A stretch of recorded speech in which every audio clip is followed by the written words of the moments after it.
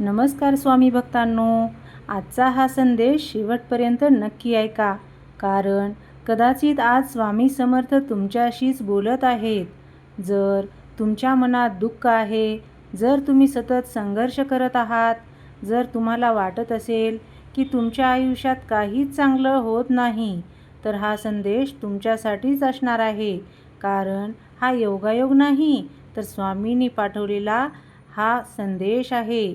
कधी कधी आयुष्यात असा काळ येतो की आपल्याला स्वतःचाच आधार कमी पडतो, आपल्या जवळची माणसं दूर जातात, आपल्या चांगुलपणाचा गैरफायदा घेतला जातो आणि आपण मनातून खचून जातो. पण भक्तांनो, लक्षात ठेवा, ज्या क्षणी तुम्हाला वाटतं की सर्व काही संपलं आहे, त्या क्षणी स्वामी समर्थ तुमच्यासाठी नवीन सुरुवात तयार करत असतात.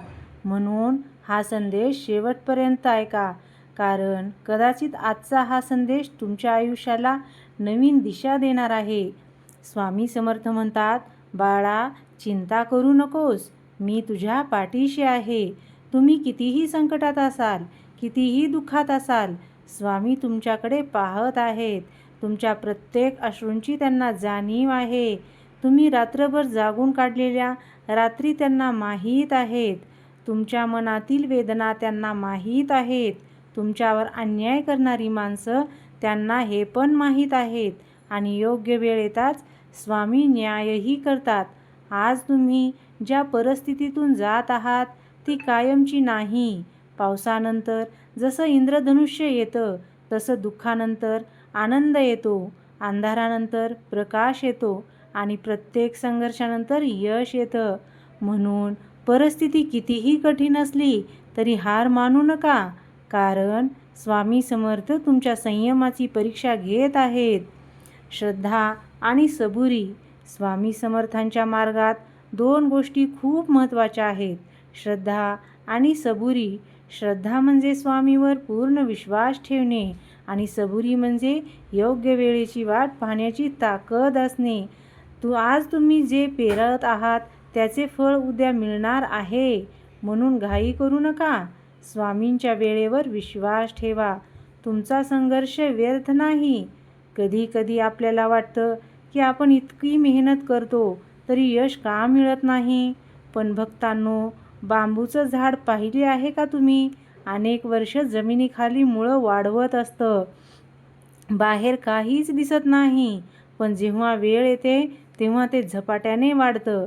तसंच तुमचंही आहे. आज तुमची मेहनत, तुमचे अश्रू, तुमचे संघर्ष वाया जाणार नाहीत. प्रत्येक गोष्टीचा हिशोब स्वामी ठेवत आहेत.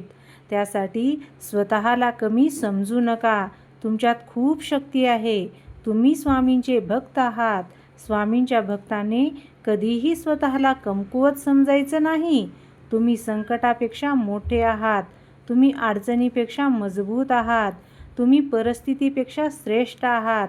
आजचा स्वामी संदेश, जर तुम्ही सध्या तणावात असाल, जर तुम्ही आर्थिक अडचणीत असाल, जर तुम्हाला लोक त्रास देत असतील, जर तुमचं मन खचलं असेल, तर आज स्वामी समर्थ सांगत आहेत, बाळा, अजून थोडा धीर धर.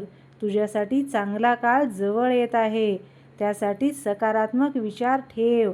दररोज सकाळी उठल्यावर स्वतःला सांग, आजचा दिवस माझ्यासाठी चांगला आहे. स्वामी समर्थ माझ्यासोबत आहेत. मी कोणत्याही संकटाला घाबरणार नाही. माझ्या आयुष्यात आनंद येणार आहे. हे शब्द तुमच्या जीवनात सकारात्मक ऊर्जा निर्माण करतील.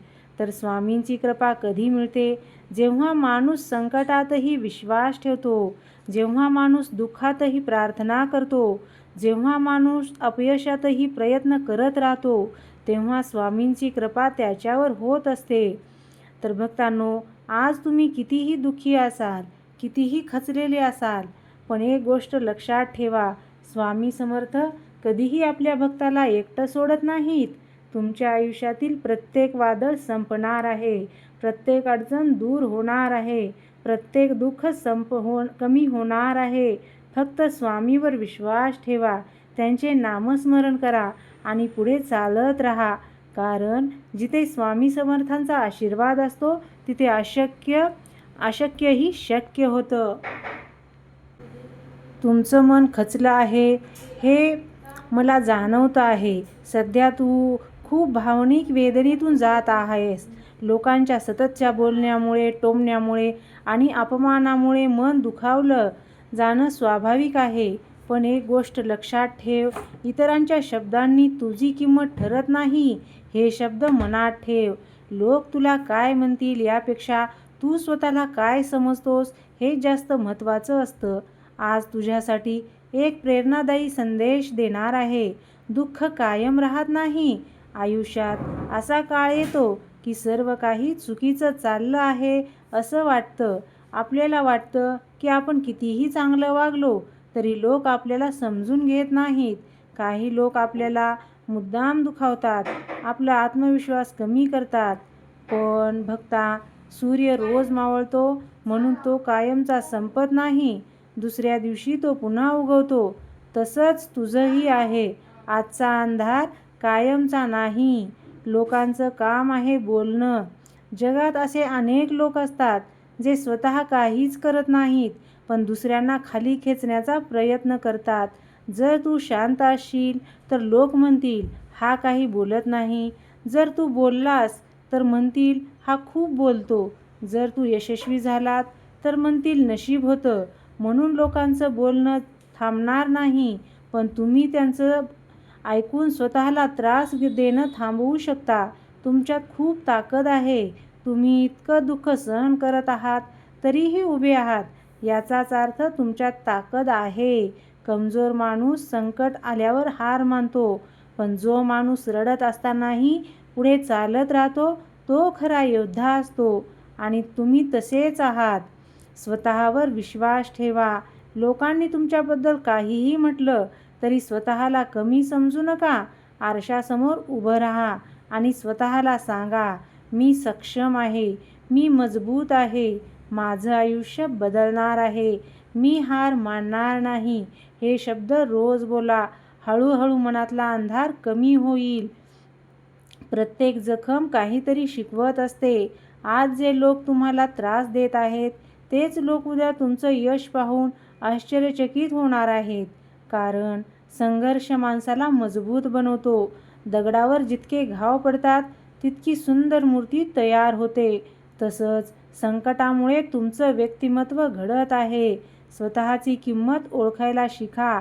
तुम्ही कोणत्याही शब्दापेक्षा मोठे आहात. तुमचं मन चांगलं आहे. तुमच्या भावना महत्त्वाच्या आहेत. तुमची स्वप्न महत्त्वाची आहेत. कोणालाही तुमचा आत्मविश्वास चोरू देऊ नका.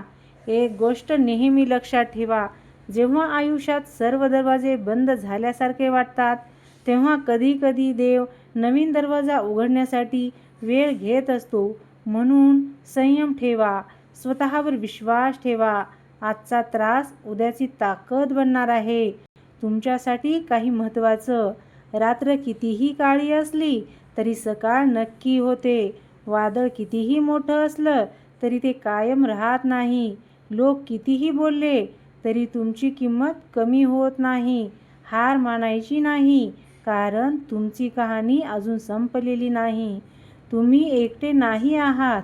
सध्या मन दुखत असेल, डोळ्यात पाणी येत असेल पण हा काळ निघून जाईल. स्वतःवर प्रेम करा.